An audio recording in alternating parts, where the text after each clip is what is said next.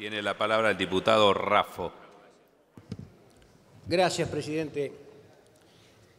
Estamos en una encrucijada de la historia en que debemos dar una señal fuerte en esta coyuntura lamentable, desgraciada, en que nos ha provocado la sociedad argentina el fallo de la Corte Suprema de Justicia.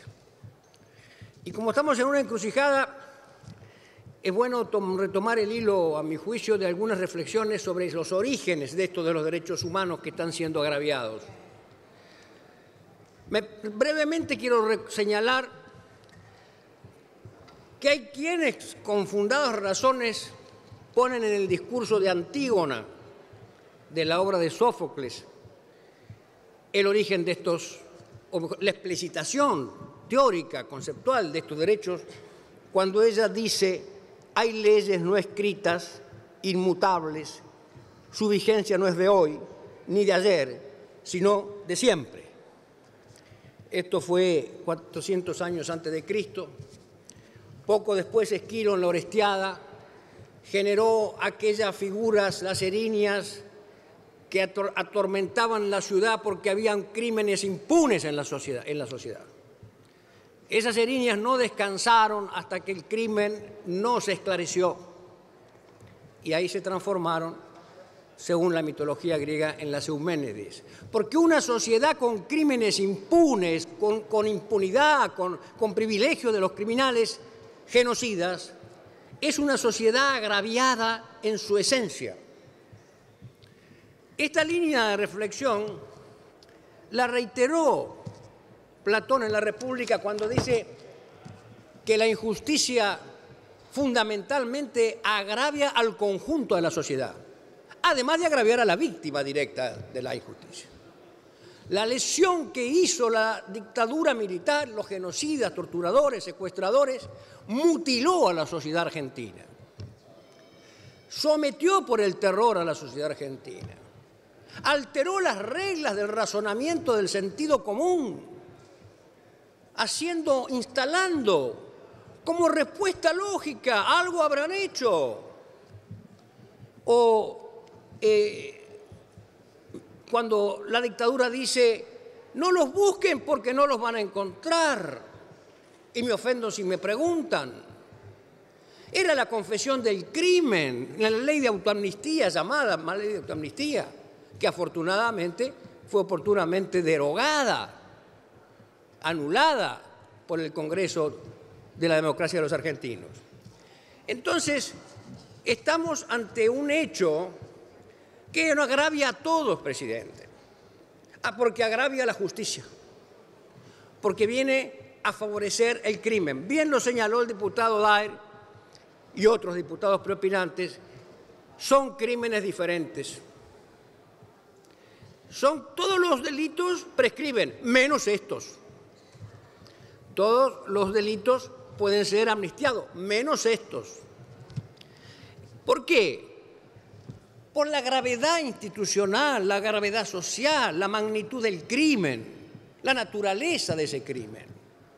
Por consiguiente, la Corte nos ha agraviado a todos, la mayoría de la Corte que firmó esta sentencia.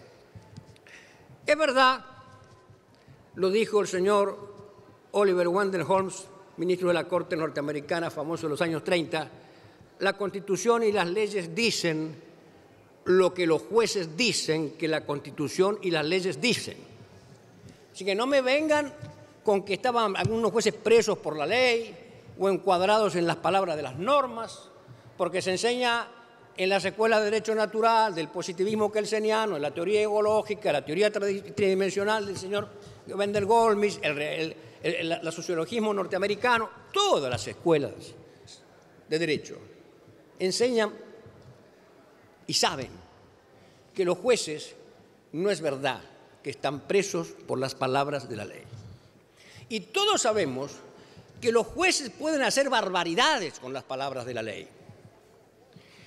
Hay un caso famoso de la Corte norteamericana que se llama Dred Scott, de los años 1858-59, que la Corte dijo, planteado un caso de libertad de un esclavo, que las personas de raza negra no estaban amparados por las garantías de las enmiendas de la Constitución, porque no eran personas, eran cosas. Habían sido introducidas en Estados Unidos en la categoría de cosas. Y por consiguiente no se podía imaginar que una cosa fuera libre, porque una cosa era de propiedad de su propietario. Fue uno de los detonantes de la Guerra Civil de 1860. Esa barbaridad que la Corte Suprema de los Estados Unidos de Norteamérica, en una sentencia, estableció. Así que desde que el hombre es hombre, los jueces pueden hacer barbaridades. Y estos jueces han hecho una barbaridad. Permítanme reflexionar sobre la naturaleza de los derechos humanos violados y por qué son tan diferentes. Desde el punto de vista teórico, lógico, formal, todos los derechos son humanos, porque no hay derecho de las cosas. El derecho de propiedad es un derecho ¿de quién? De personas humanas. El derecho de transitar, todos los derechos. Pero la expresión derechos humanos se acuñó axiológicamente para enfrentar el agravio a ciertos derechos hechos desde el Estado, hechos de la impunidad del Estado, ejecutado con las armas del Estado, encubiertos en los cuarteles con las banderas del Estado y los escudos de los argentinos. Creo que está pendiente el desagravio a nuestros símbolos patrios por haber sido hecho flamear o presidir edificios donde se violaba, se torturaba, se asesinaba, se secuestraba. Hace muchos años unos jugadores de rugby se robaron una bandera de un edificio público y se les hizo desagravio a la bandera en todas las escuelas del país. Todavía no le hemos hecho a la bandera de los argentinos y a su escudo el desagravio por haber sido usadas para amparar aguantaderos de criminales de delitos de lesa humanidad. Así es que todo el agravio a un derecho debe ser reprobado, todo agravio a un derecho debe ser castigado, pero el agravio a un derecho realizado por quien tiene la obligación de tutelar el derecho, ahí está la violación de los derechos humanos. Ahí está el crimen, lo aberrante de este tipo de crimen. Y esto es lo que ha venido a agitar las aguas, el fallo de la Corte. El principio de ley penal más benigna no es un principio constitucional, es un principio del Código Penal.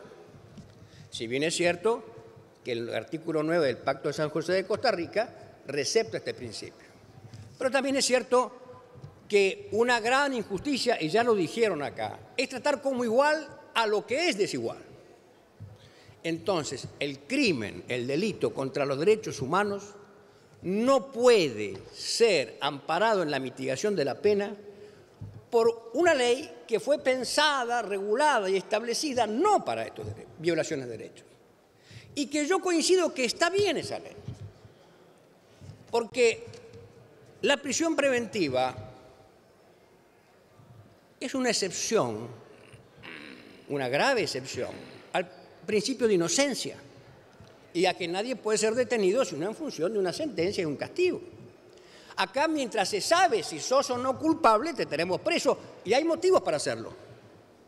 Se puede fugar, se puede entorpecer la investigación del delito.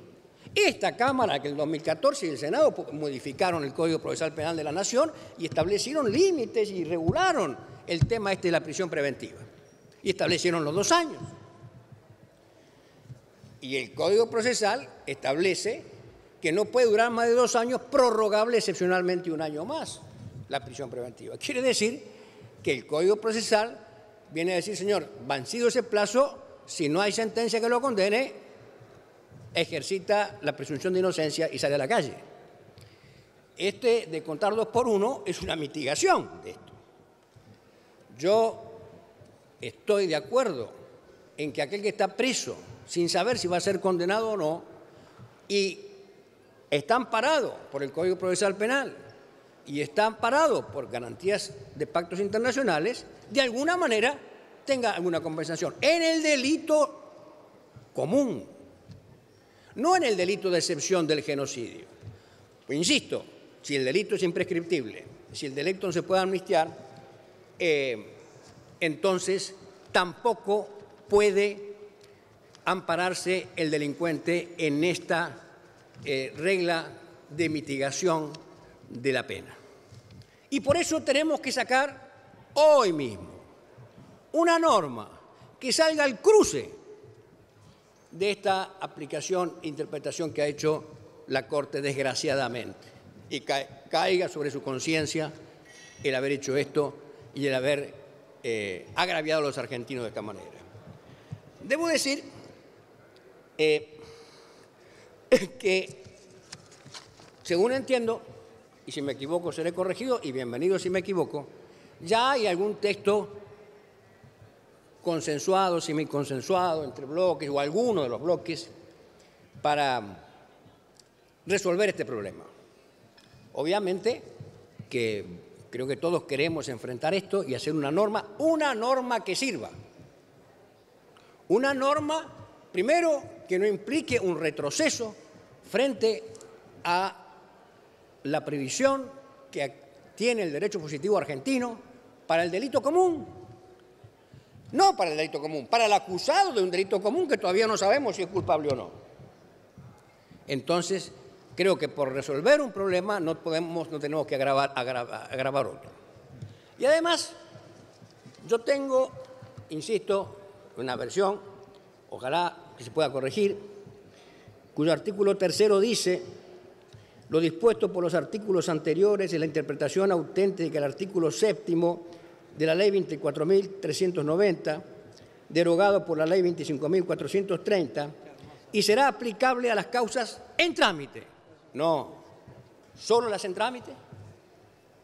¿Solo las en trámite si están excluidas de esto? ¿Los condenados no? ¿Los que están cumpliendo condena están fuera? No. Yo solicito entonces que cuando redactemos y hagamos el consenso final y votemos, tengamos en cuenta no retroceder en las garantías que ya nuestra legislación da de conformidad con los pactos internacionales de derechos humanos.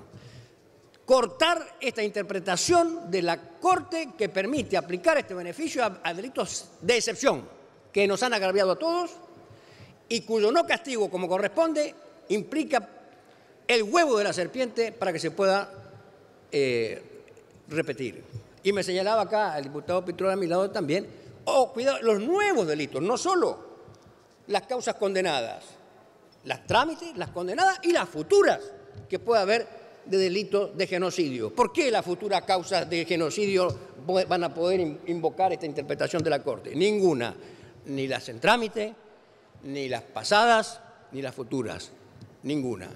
Si no hacemos esa norma, que sea eficaz, que no implique retroceso en las garantías y que corte, salga al cruce de esta desgraciada interpretación y decisión de la Corte, creo que habremos cumplido con lo que la sociedad espera de nosotros y mañana va a refrendar en la marcha, creo que todos debemos ir. Gracias, presidente.